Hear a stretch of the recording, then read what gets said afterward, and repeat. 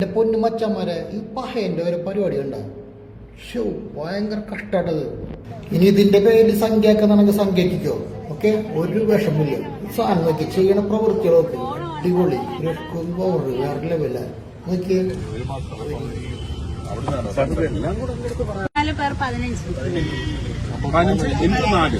4 മാസമല്ലേ മുടക്കാം.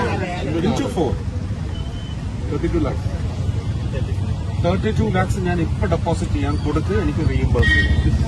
ഒരുപാട് സന്തോഷമായി. ഞങ്ങൾക്ക് ഒരു മാർഗമില്ല. 5-6 മാസം കൊണ്ട് ഞങ്ങൾ കിടന്ന് പാടുപെടുവാണ്.